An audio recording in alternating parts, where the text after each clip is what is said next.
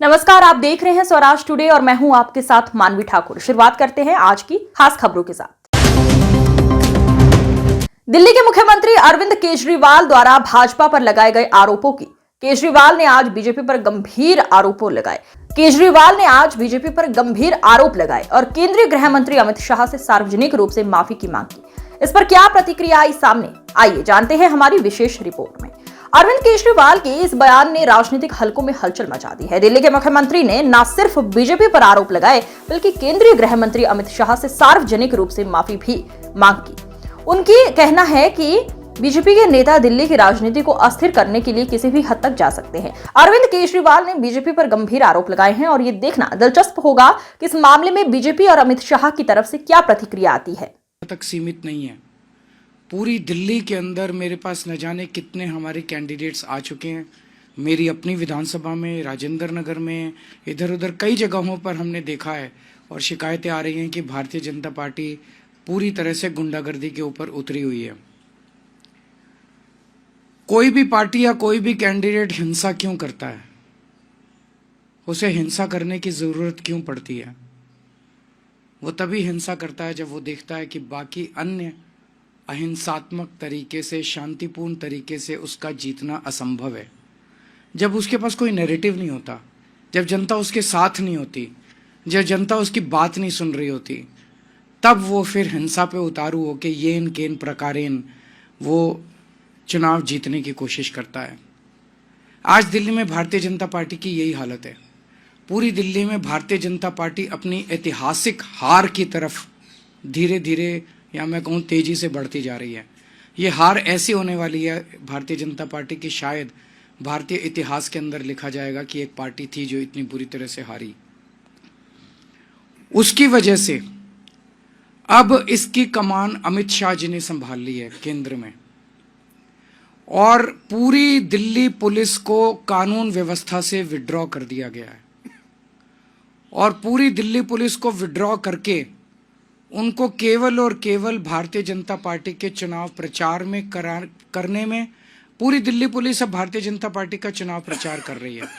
और चुनाव प्रचार कैसे कर रही है? पूरे खुलेआम गुंडागर्दी चल रही है, पैसे बांटे जा रहे हैं, सामान बांटे जा रहे हैं, साड़ियां बांटी जा रही हैं, और पुलिस वहीं खड़ी होती है। पुलिस बाकायदा लोगों को लाइन में खड़ा करा के प्रॉपरली उनको सामान दिलवाती है, प्रॉपरली पैसे दिलवाती है, चेक करती है। वोटर हो तो सामान लो, वोटर नहीं हो, वोट नहीं बना हुआ तो पुलिस बाकायदा चेक कर करके सामान बंटवा रही है। तो पुलिस के संरक्षण में पूरी दिल्ली से दिल्ली पुलिस को विड्रॉ कर लिया गया कानून व्यवस्था से। और इसलिए हम देख रहे हैं पिछले कुछ दिनों में किस तरह से पहले से ही चरमराई हुई थी दिल्ली की कानून व्यवस्था, अब तो पूरी तरह से ध्वस्त हो चुकी है दिल्ली की कानून व्यवस्था, क्योंकि दिल्ली के लोगों के संरक्षण देने के लिए, उनको सुरक्षा देने के लिए कोई पुलिस अवेलेबल नहीं है। सारी दिल्ली पुलिस केवल और केवल भारतीय जनता पार्टी को, गुंडागर्दी को संरक्षण देने के लिए लगी हुई है।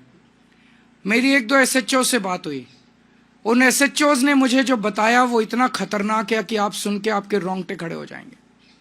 उन्होंने कहा जी सीधे एमएचए से आदेश आ रहे हैं, बीच में कोई सीपी नहीं है, कोई डीसीपी नहीं है, कोई स्पेशल सीपी नहीं है, कोई एडिशनल सीपी नहीं है, सीधे एमएचए से आदेश आता है एसएचओ को, फलानी फलानी जगह फलाने नेता की के आम आदमी पार्टी के नेता की मीटिंग डिसरप्ट करनी है।